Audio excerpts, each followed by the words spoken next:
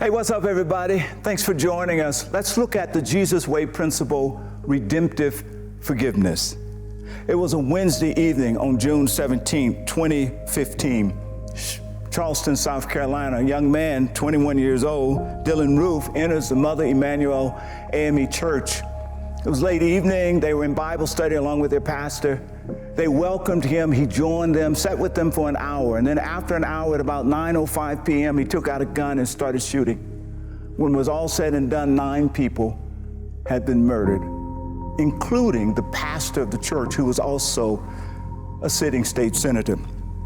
2 days later, the family members were allowed to address Mr. Dillon in a court context. And what they say to him there and why they say it has so much to teach us about what I call redemptive forgiveness. Listen to what Nadine Corler, the daughter of 70-year-old victim Ethel Lance, said, sobbing and barely can catch her breath. She says, "I forgive you. You took something very precious from me. I will never talk to her again. I will never hold her again. But I forgive you. Have mercy on your soul." Anthony Thompson, the grandson of a 59-year-old victim, Myra Thompson, here's what he says. He says, "I forgive you. My family, we forgive you. But we would like you to take this opportunity to confess. Give your life over to the one who matters the most, Jesus Christ, so that he can change it and change your ways, no matter what happens to you from this point forward." I can't help, as I reflect on these words, this extraordinary event that, when you first hear it, is stunning and shocking and almost unbelievable, and yet it's redemptive. And it causes me to immediately think about the words and the lessons that Jesus taught about forgiveness. Don't you remember when he was teaching his disciples to pray? He said, "Pray like this: forgive us our debts as we forgive our debtors." He links those two together. Don't you remember the first prayer? He screams from the cross, "Father, forgive them, for they do not know what they're doing."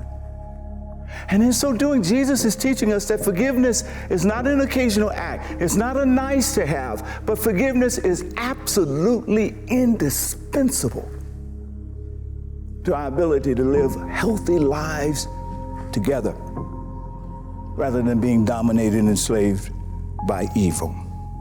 Now, redemptive forgiveness has 2 parts. The first is a letting go of anger. This simply means releasing the offender from the emotional debt they owe you, realizing that they can't pay the debt. Now, I say this simply means, but it's not simple. We got to work at it. It's a process that we saw the family members of Emanuel AME engage in. And here's the deal. It's recognizing that the perpetrators, those who wounded you, cannot make you whole again. Because the only thing that would have made the family members of Emanuel AME Church whole again is the restoration of their loved ones prior to the way they were before they were taken away from them. And Mr. Dillon could not do that. Secondly, the second part of redemptive forgiveness is reframing and redeeming the memory, how you remember the event. It's transforming how you remember the event by adding to the awareness of the experience the fact of the story, if you will, of those who perpetrated the act, either by hearing the story or considering it. Here's the reality I'm trying to say. Behind the sin is a story. And the more horrific the act is, the more horrific the brokenness is in the person who perpetrated the act. And so we focus not just on the what, but the why, not to excuse, but to understand, to create space for compassion and empathy and grace to set us free.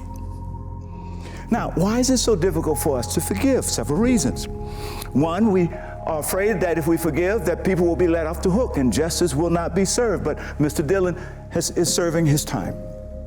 2, the wounds feel so fresh and so deep, we feel like we can't begin the work. But The families, members of Emmanuel AME Church, started their work 2 days after the incident because they knew that they had to get started on the work of forgiveness as soon as possible. 3, sometimes it's hard for us to let go because it has become a part of our identity. And we feel like if we let the pain go and the hatred go, we lose a part of ourselves. But those parts of ourselves is worthy of loss, because to hold on to that hatred is to allow something like termites to eat away at our souls to our own detriment. Notice Jesus says, Father, forgive them, for they do not know what they are doing. He's suggesting that they thought they knew what they were doing. He's talking about the people who killed him, but who were crucifying him. But he says there's so much more to the woundedness of their story, and he was aware of it. This is the deal, right? That Mr. Dillon didn't really know what he was doing, though he thought he knew what he was doing. Because at the end of the day, Mr. Dillon didn't come into the world as a monster who would walk into a church killing people. He was born as a precious baby. Something happened, and repeatedly happened to him over 21 years of his growth and evolution that turned him into who he was. There's more to the story, and that should open us up to grace. 2 things as we close. 1, remember that redemptive forgiveness is unconditional. These family members did not expect nor receive anything back from Mr. Dillon. Number 2, it does not require necessarily facilitate reconciliation. It takes 2 people to reconcile.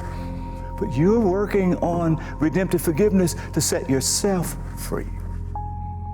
You do not want to be held hostage by the person who perpetrated whatever it was on you via your bitterness and inability to forgive.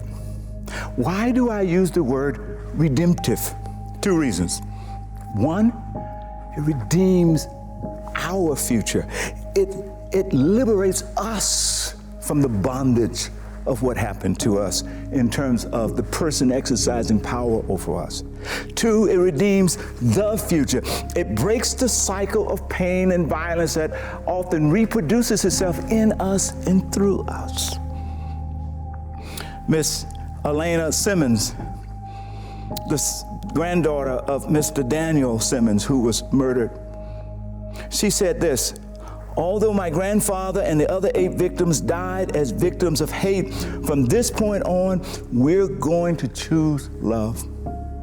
And then she launched an organization that is called Hate Won't Win. That's why we practice redemptive forgiveness. We choose love because we're determined hate will not win. Mr. Dylan Roof told the FBI when they interviewed him that his hope was to set off a race riot. Well, the reality is, because the family members practiced redemptive forgiveness, race riots in Charleston never took place.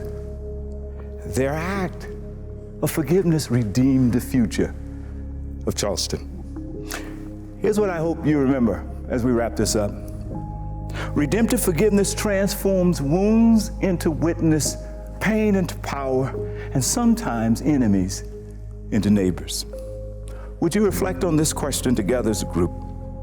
How have you seen unforgiveness affect your heart, your thoughts, and relationships? God bless you.